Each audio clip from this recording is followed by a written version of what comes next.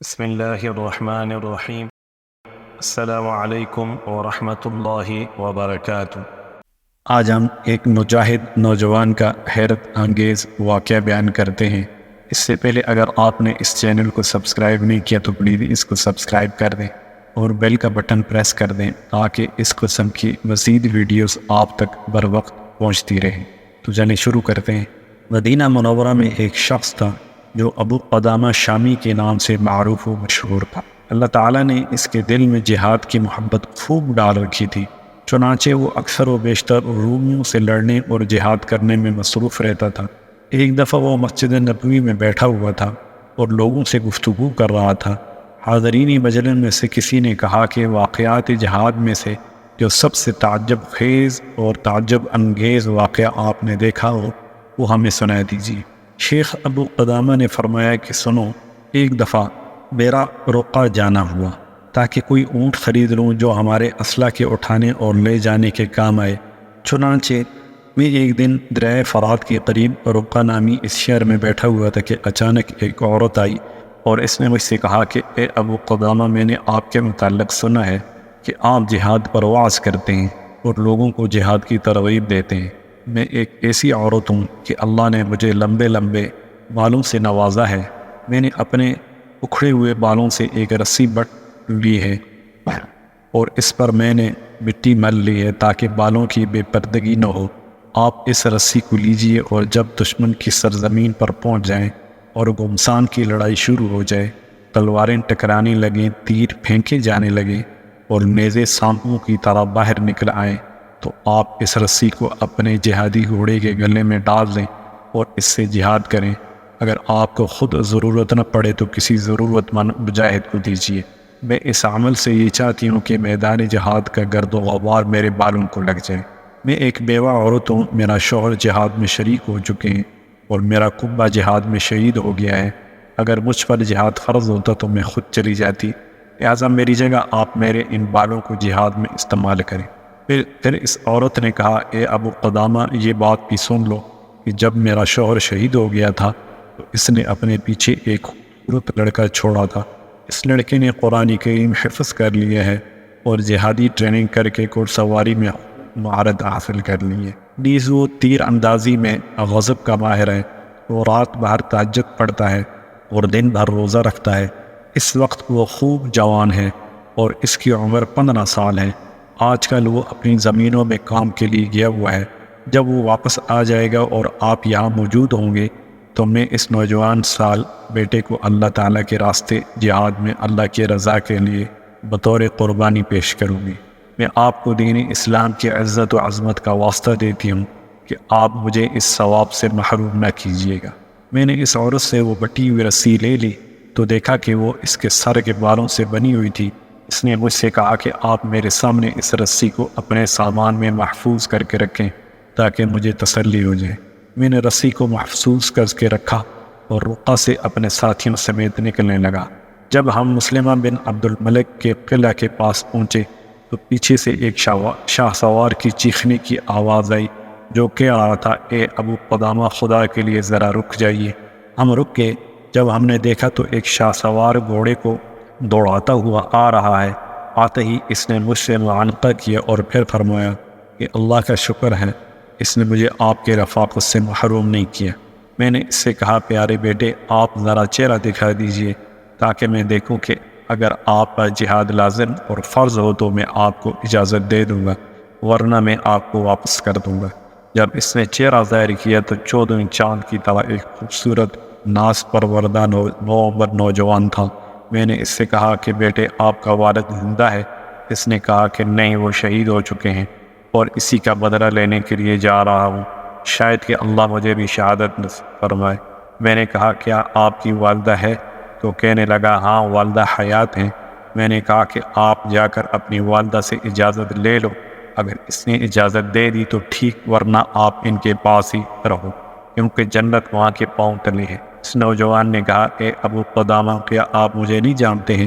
میں نے کہا نہیں۔ کہنے لگا، میں تو اسی عورت کا بیٹا ہوں جس نے آپ کے پاس سر کے بال کی رسی رکھی ہے۔ آپ اتنی جلدی بھول گئے؟ میں انشاءاللہ شہید ابن شہید بنوں گا۔ میں اللہ تعالیٰ کے واسطے سے آپ سے یہ درخواست کرتا ہوں، آپ مجھے اپنے ساتھ جہاد میں جانے سے نہ روکیں۔ میں کتاب اللہ کا حافظ ہوں اور سنت رسول صلی اللہ علیہ وسلم کا عالم ہوں۔ میں تیر اندازی اور گھوڑ سواری کا اتنا ماہر ہوں کہ میرے علاقے میں میرا جیسا کوئی نہیں، لہٰذا آپ مجھے چھوٹا سمجھ کر نظر انداز نہ کریں۔ میری والدہ نے مجھے قسم کھلائی ہے کہ میں زندہ واپس نہ لوٹ آؤں۔ والدہ نے فرمایا ہے، اے میرے بیٹے، جب کفار سے مڈ بھیڑ ہو تو تم پشت نہ دکھانا، اللہ کے راستے میں اپنی جان اللہ کے حوالے کر دینا اور جنت میں اللہ تعالیٰ کے پڑوس اور پھر اپنے والد کے پڑوس کی دعا مانگنا۔ جب اللہ تعالیٰ نے تم کو شہادت نصیب کی تو تم میری شفاعت بھی کرنا، کیونکہ مجھے معلوم ہے کہ شہید اپنے خاندان کے 70 آدمیوں کی شفاعت کرے گا۔ یہ کہہ کر امی جان نے مجھے سینے سے لگا لیا اور آسمان کی طرف نظر اٹھا کر اس طرح دعا مانگی، اے میرے مولا، اے میرے مولا، یہ میرا بیٹا ہے، میرے دل کا پھل اور میرے جسم کا پھول ہے، میں نے اس کو تیری خدمت میں پیش کر دیا ہے، اس کو قبول فرما لیجئے۔ شیخ ابو قدامہ فرماتے ہیں کہ میں نے جب اس لڑکی کی یہ گفتگو سنی تو میں بہت رویا، خاص کر اس وجہ سے کہ یہ نوعمر اور نہایت خوبصورت نوجوان تھا، اور اس وجہ سے بھی کہ اس کی والدہ کے دل پر کیا گزرے گی، اور اس کے صبر پر بھی رویا۔ اس لڑکے نے کہا، اے چچا جان، آپ کیوں رو رہے ہیں؟ اگر میری کم عمری پر رو رہے ہیں تو یاد رکھیے مجھ سے چھوٹوں کو بھی اللہ تعالیٰ نافرمانی پر عذاب دیتا ہے۔ میں نے کہا کہ تیری والدہ کی وجہ سے رونا آتا ہے، وہ بیچاری تیرے بعد کیا کرے گی؟ خیر، ہم آگے بڑھتے چلے گئے۔ رات کو سفر مکمل ہوا اور صبح روشن ہو گئی۔ لڑکا مسلسل اللہ کے ذکر میں لگا ہوا تھا۔ میں نے جب غور سے دیکھا تو یہ لڑکا سب سے زیادہ گھوڑ سواری میں ماہر تھا اور سب سے زیادہ خدمت گزار بھی تھا۔ جتنا ہم دشمن کے قریب ہوتے جاتے، یہ لڑکا اتنا ہی چست بنتا جاتا تھا۔ دوسرے روز دن بھر سفر ہوا اور غروب آفتاب کے وقت ہم کفار کے علاقے میں پہنچ گئے۔ ہم نے وہی پڑاؤ ڈال دیا۔ ہم سب روزے سے تھے، چنانچہ اس نوجوان لڑکے نے ہماری افطاری کا انتظام کیا۔ وہ افطاری کی تیاری میں لگا ہوا تھا کہ نیند اس پر غالب آئی اور وہ سو گیا۔ سوتوں میں ہم نے دیکھا کہ وہ نوجوان مسکرا رہا ہے۔ میں نے ساتھیوں سے کہا کہ بھائیو ذرا دیکھو یہ نوجوان کیسے مسکرا رہا ہے۔ جب لڑکا نیند سے بیدار ہوا تو میں نے اس سے کہا کہ پیارے بیٹے، ہم نے آپ کو ابھی ابھی ہنستے ہوئے دیکھا ہے، ذرا بتائیے کیا وجہ تھی؟ تم نیند کی حالت میں کیسے ہنس رہے تھے؟ نوجوان نے کہا، میں نے ایک عجیب خواب دیکھا، اس کی وجہ سے میں ہنسنے لگا۔ خواب یہ کہ گویا میں ایک سرسبز و شاداب اور کشش باغیچہ میں ہوں۔ میں اس میں گھوم رہا تھا اور لطف اٹھا رہا تھا۔ اچانک میں نے وہاں ایک عالی شان محل دیکھا جو چاندی، جواہرات اور موتیوں سے بنا ہوا تھا۔ اس کے دروازے سونے کے تھے اور اس پر سلیقے سے پردے آویزاں تھے۔ اچانک ان پردوں کو کچھ لڑکیوں نے دروازے سے ہٹایا۔ وہ لڑکیاں چاند کی طرح چمک رہی تھیں۔ جب انہوں نے مجھے دیکھا تو سب نے خوش آمدید کہا۔ میں نے خواب میں ایک کی طرف ہاتھ بڑھایا تو وہ کہنے لگی کہ جلدی نہ کھینچیے، ابھی آپ کا وقت نہیں آیا۔ میں نے سنا کہ وہ آپس میں کہہ رہی تھی کہ یہ نوجوان ورزیہ کا شوہر ہے۔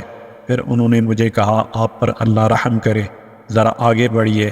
میں کچھ آگے بڑھا تو کیا دیکھتا ہوں کہ اس محل میں ایک کمرہ ہے جو سب سے بلندی پر ہے اور خالص سونے کا بنا ہوا ہے، جس میں زبرجد کا بنا ہوا ایک سبز پلنگ بچھا ہوا ہے۔ اس کے پائے سفید اور چمکدار چاندی کے بنے ہوئے ہیں۔ اس پر ایک ایسی خوبصورت لڑکی بیٹھی ہوئی تھی جس کا چہرہ آفتاب عالمی ماتاب کی طرح چمک رہا تھا۔ اگر اللہ میری نگاہوں کی حفاظت نہ کرتا تو میری نگاہیں چلی جاتی اور میری عقل سلب ہو جاتی۔ جب اس لڑکی نے مجھے دیکھا تو کہا، مرحبا مرحبا، آئیے آئیے، خوش آمدید خوش آمدید۔ اے اللہ کے محبوب، آپ میرے لیے ہیں اور میں آپ کے لیے ہوں۔ میں اس کی طرف بڑھنے لگا تو وہ کہنے لگی کہ نہیں ابھی وقت نہیں آیا، ہم کل ظہر کے وقت کا وعدہ ہے، مبارک ہو مبارک ہو۔ شیخ ابو قدامہ فرماتے ہیں کہ میں نے اس لڑکے سے کہا کہ آپ نے کیا اچھا خواب دیکھا ہے۔ رات پر ہم اس نوجوان کے اس خواب پر تعجب کر رہے تھے۔ جب صبح ہوئی تو ہم سب گھوڑوں پر سوار ہوئے اور میدان کارزار کے لیے تیار ہوئے۔ اتنے میں کسی نے پکارنے والے نے پکارا، اے اللہ تعالیٰ کے شاہ سواروں اور اس کے دین کے مددگاروں، سوار ہو کر چلو اور جنت کی طرف بڑھو، تم ہلکے ہو یا بوجھل، جلدی نکلو۔ جوں ہی یہ آواز ختم ہوئی تو لشکر کفار نمودار ہوا۔ اللہ اس کو ذلیل کرے، وہ تو ٹڈی دل لشکر تھا جو چاروں طرف پھیل چکا تھا۔ ہم میں سب سے پہلے اس نوجوان نے لشکر کفار پر ایسا حملہ کیا کہ ان میں اندر تک گھستا چلا گیا۔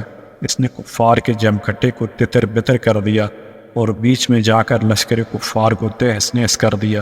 کئی بہادروں کو اس نے موت کے گھاٹ اتارا اور کئی کفار کو زمین پر بچھاڑ دیا۔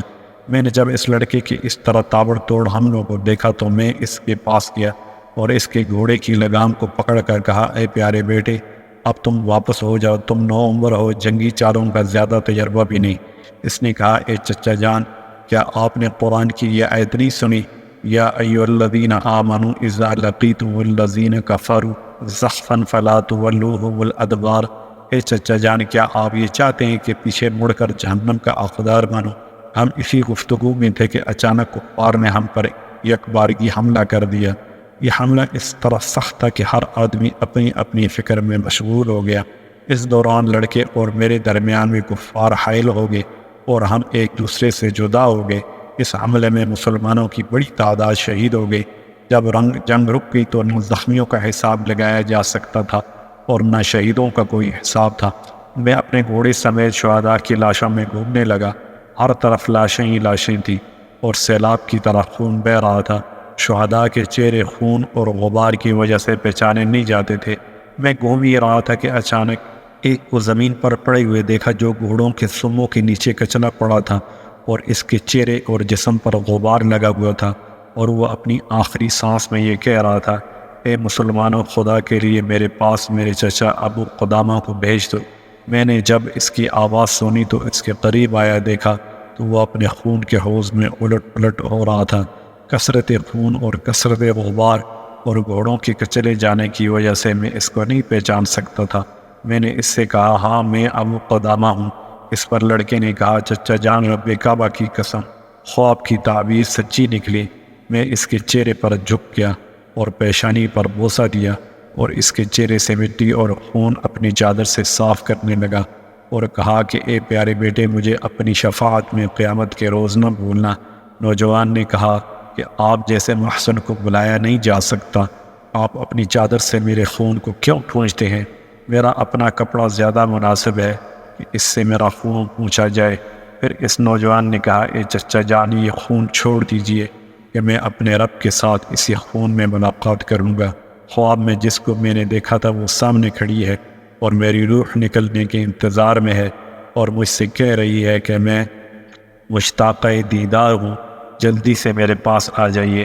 اے چچا جان، میں آپ کو خدا کا واسطہ دیتا ہوں کہ اگر اللہ تعالیٰ نے آپ کو صحیح سالم واپس لوٹا دیا تو آپ میرے یہ خون آلود کپڑے میری مسکین اور غمگین والدہ تک پہنچا دیں تاکہ ان کو معلوم ہو جائے کہ میں نے ان کی وصیت کو پورا کر دیا ہے اور مشرکین کے مقابلے میں کسی بزدلی سے کام نہیں لیا۔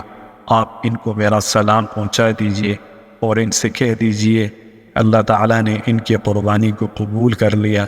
اے چچا جان، میری ایک چھوٹی سی بہن ہے، اس کی عمر 10 سال ہے۔ میں جب بھی گھر سے باہر جاتا تو وہ مجھے رخصت کرتی اور جب بھی گھر پر آتا تو وہ سب سے پہلے مجھے ملتی اور سلام کرتی۔ اس دفعہ جب میں آ رہا تھا، اس نے مجھے رخصت کرتے وقت کہا کہ بھائی جان، جلدی واپس آئیے گا، دیر نہ کیجیے گا۔ میری اس بہن سے جب آپ کی ملاقات ہو جائے اس سے میرا سلام کہیے گا اور پھر یہ کہنا کہ آپ کا بھائی جان کہتا ہے کہ خدا حافظ، قیامت میں ملاقات ہوگی۔ یہ کہہ کر اس نوجوان نے کلمہ شہادت پڑھا اور جان آفریز رب العالمین کے حوالے کر دی۔ ہم نے اس کو انہی کپڑوں میں دفنا دیا اور واپس ہو گئے۔ اللہ تعالیٰ ان سے راضی ہو جائے۔ القصہ، جب ہم اس غزوہ سے فارغ ہو کر واپس رقہ پہنچے تو میں اس نوجوان کے گھر گیا، دیکھا تو اسی نوجوان کی طرح کی خوبصورت ننھی منی معصوم بہن دروازے پر کھڑی ہے اور غزوہ سے واپس لوٹنے والوں سے پوچھ رہی ہے کہ میرے بھائی کو آپ لوگوں نے نہیں دیکھا؟ لوگ جواب دیتے کہ ہم ان کو نہیں جانتے ہیں۔ جب میں اس بچی کی طرف بڑھا تو وہ کہنے لگی کہ چچا جان، آپ کہاں سے آئے ہیں؟ میں نے کہا کہ میں جہاز سے لوٹ کر آیا ہوں۔ وہ کہنے لگی میرا بھائی لوٹ کر نہیں آیا۔ یہ کہہ کر وہ چیخ اٹھی اور کہا کہ سب لوگ آگے، میرا بھائی پیارا کیوں نہیں آیا؟ میں نے اس بچی کے رونے کو قابو کیا اور اس بچی سے کہا اپنی امی جان کو جا کر کہہ دو دروازے پر ابو قدامہ آیا ہے، ان سے بات کرو۔ میری اس گفتگو کو اس خاتون نے سن لیا، وہ فوراً باہر آئی اور اس کے چہرے کا رنگ پھک ہو گیا۔ میں نے اس کو سلام کیا، اس نے سلام کا جواب دیا اور کہا، اے ابو قدامہ بتائیے کہ آپ خوشخبری لے کر ہمارے پاس آئے ہیں یا غم کی خبر لے کر آئے ہیں؟ میں نے کہا کہ پہلے خوشخبری اور غم کی خبر کی وضاحت کریں۔ اس نے کہا، اگر میرا بیٹا صحیح سالم واپس آ گیا ہے تو یہ غم کی خبر ہے، اور اگر اللہ تعالیٰ نے اس کو شہادت سے نوازا ہے تو یہ خوشی کی خبر ہوگی۔ میں نے کہا، مبارک ہو، اللہ تعالیٰ نے تیرا ہدیہ اور قربانی کو قبول کر لیا ہے اور تیرا بیٹا شہید ہو چکا ہے۔ کہنے لگی، کیا اللہ تعالیٰ نے اسے قبول کر لیا؟ میں نے کہا، ہاں قبول کر لیا۔ کہنے لگی، شکر، الحمدللہ، یہ میرا آخرت کا سرمایہ بن گیا۔ پھر میں نے اس نوجوان کا پیغام اس کی بہن تک پہنچایا کہ سلامت رہو بہن، خدا حافظ، قیامت میں ملاقات ہوگی۔ لڑکی نے جب یہ پیغام سنا تو ایک چیخ ماری اور بے ہوش ہو کر گر پڑی۔ میں نے جب اس کو ہلایا تو وہ مر چکی تھی۔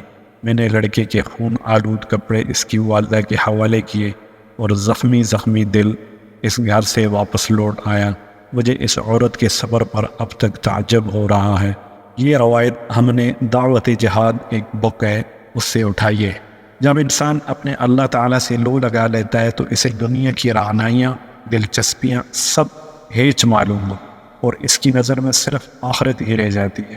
چنانچہ اس واقعے سے ہمیں یہ سبق ملتا ہے کہ ہم بھی شہادت کی تمنا رکھیں اور دنیا کی محبت میں مسترد ہونے کی بجائے آخرت کی محبت کو سامنے رکھیں۔ اللہ تعالیٰ ہم سب کو اس واقعے سے سبق اور سمجھ حاصل کرنے کی توفیق عطا فرمائے، آمین۔ السلام علیکم ورحمۃ اللہ وبرکاتہ۔